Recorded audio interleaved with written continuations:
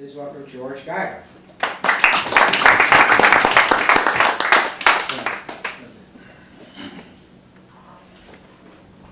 Lose. Since I was 7 years old, I've loved the New York Yankees. So this is my message to them. Lose. Just lose. Lose and lose. Lose and lose and lose. Keep on losing even when you think you can win. Lose like you'll never win again. Lose all the games you play, even the ones in your heads. Lose to teams with half your payroll. Don't even think about October baseball. Lose all your games in May and June. Lose 9 out of 10 on a West Coast swing. Drink yourself sick on the plane ride back and get swept in a 12-game homestand. When your next great prospect comes along, rush him to the majors and blow out his arm.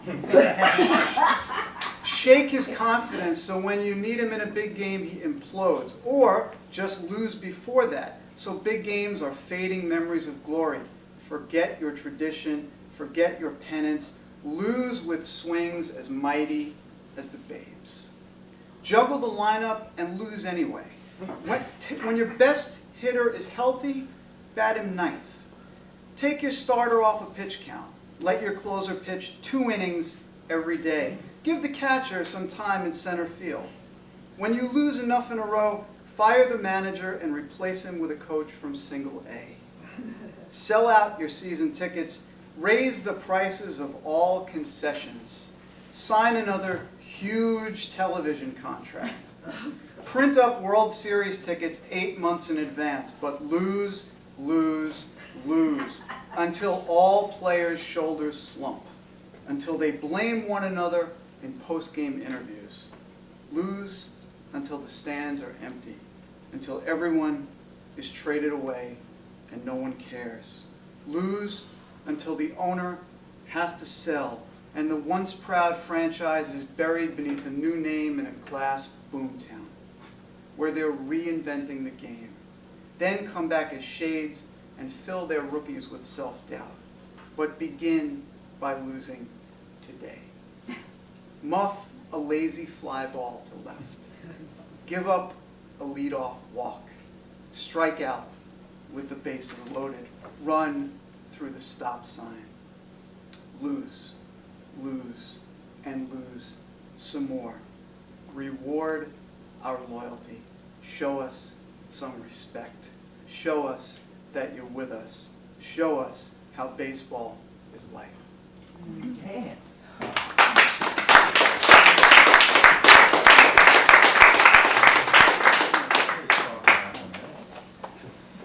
Your mother. I celebrate your mother and sing your mother, and what I assume your mother shall assume. And though I could not stop for your mother, she kindly stopped for me. Your mother, after all, is not so old I could omit her, because there is no country for old mothers. In fact, I saw your mother the other day, starving, hysterical, naked. Her eyes nothing like the sun. I will not call her mistress, though she may be so sweet. Sweet, sweet, sweet, sweet mother, next to God, America, I, and everyone stopped breathing when your mother whispered along the keyboard to Peter Quince, who placed her in Tennessee, where ignorant armies clashed by candelabra, who turned to me and said, "Ah, love, let us be true to your mother, too." And it's true. I, too, dislike your mother. But in her, I find a place for the genuine fear that she may cease to be, not waving but drowning, washing up on some farther shore that I may stumble over her, exclaim, "I fall upon your mother, I bleed." I fear your mother has not a stately pleasure dome decreed, because old MacDonald had a farm, E-I-E-I-O, and on this farm he had your mother. So let us go then, you and I, when evening is spread out against your mother with sawdust in her hair, as she wanders lonely as a cloud. Had I but whirled enough in time to make your mother run or walk in beauty or sag like a heavy load or just explode, I would take her to a cottage under the sea and say, "Nevermore will I go gentle into that good mother." Then a wine-dark muse will inspire a tiger or little lamb or glowworm to ask, "My son, hast thou slain the jabber mother?" But what happens to a mother deferred? Does she jazz June? Does she stop by the woods on a rainy evening? Good mothers do make good neighbors. Does she understand how much depends upon a high-heeled mother glazed with bathwater beside the white poodle? I hung on like death to your mother, for dulce et decorum est pro matria morira. But when I consider how your mother is spent, I know I have wasted her life. So I am leaving a Coney Island of your mother, aware she hands on misery to man, and deepens like a boastful self. I see the apparition of these faces in your mother and say, oh mother, your mother, this baby is through.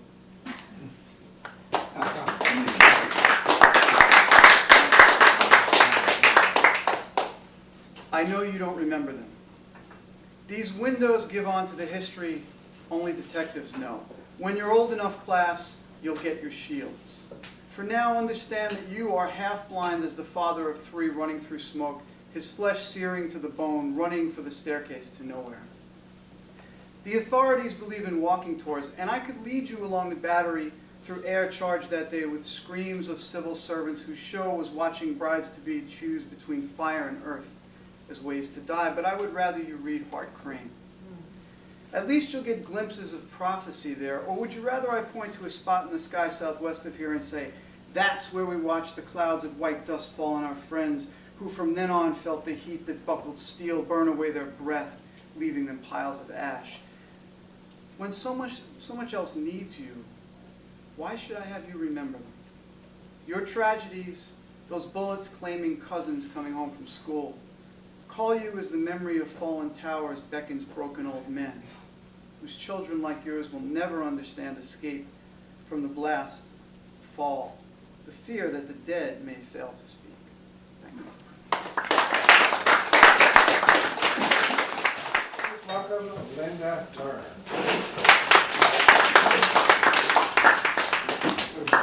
Thank you. I'll be reading 4 poems from my book, Takes Guts and Years Sometimes, published by New York Quarterly Books in 2011.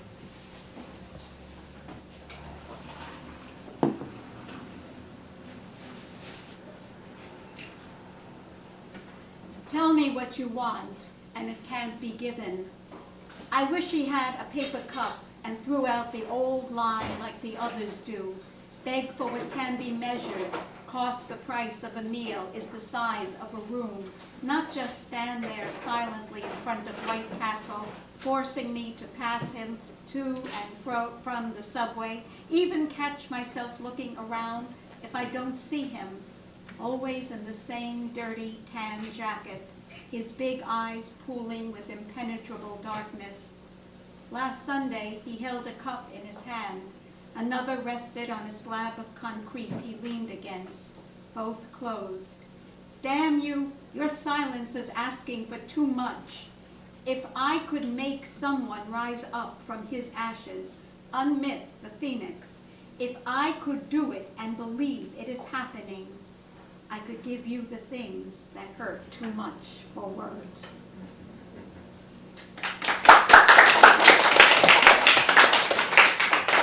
A nod to Dylan Thomas. The reference to the other poet is Jack Micheline, and there's one against the goddamn dead that rule the world is Jack's. Give him hell, excuse me, start again. A nod to Dylan Thomas.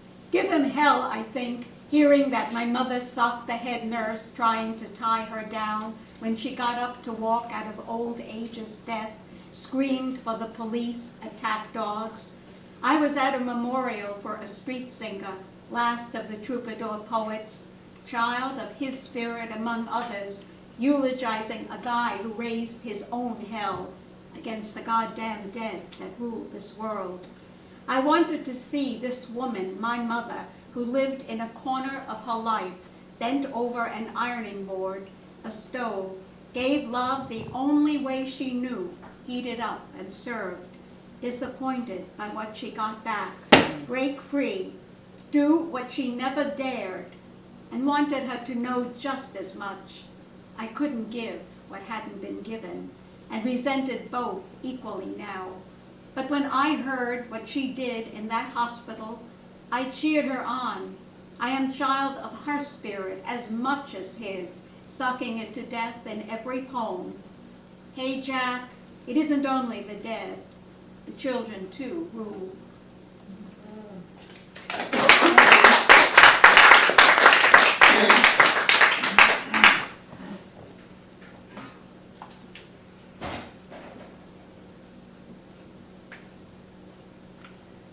Down these metaphysical streets I walk naked and unseen. I am an outsider, recognizable by my camera eye, knapsack, and long gypsy skirt, walking down Essex, Rivington, Lower East Side, New York. Here is anywhere I'm walking down those silent metaphysical streets I've walked down too many times, lost and alone in New York, New Mexico, New Orleans, Colorado, forgotten towns across America, dim-lit, shadowy, as in some noir cinema of another time. Walk down the exact moment I've walked as now, down these hot July streets. A smell I inhaled in Williamsburg, the Bronx, a nouveau poverty baked into the bricks and sidewalk, vibrating with truck rumble, car horn blast, children's screams flying through salsa sounds, melting hot ice cream yearnings in the air. Wanted to tear off my clothes.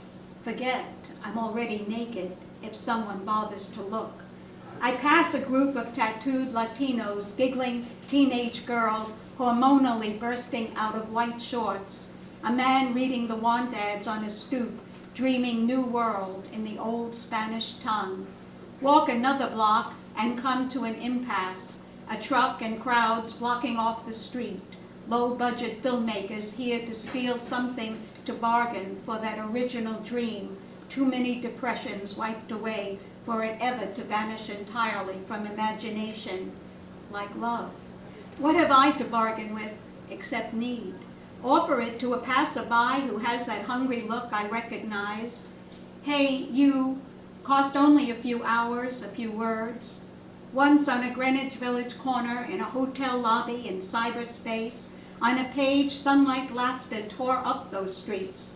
And once undressed past where I thought possible, and once took years, could strike once again, make poverty a word tenemented in Lower East Side, New York, where a job pays rent, buys enough tacos and enchiladas to fill a hungry belly, banish it from their lives. The town I'm passing through.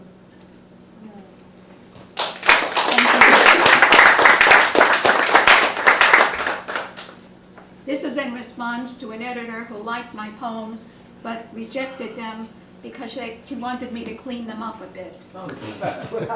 When an editor praising my poems asks, but why, and do you have any that are more, what can I tell her?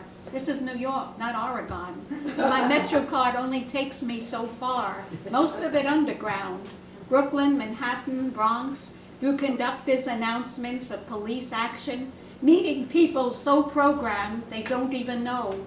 Kids warring up for the day, pushing death, God, music. Off-track rhythms my poems pick up and grab an editor out west. If only I discard the bummed out, dead lives, the desolation.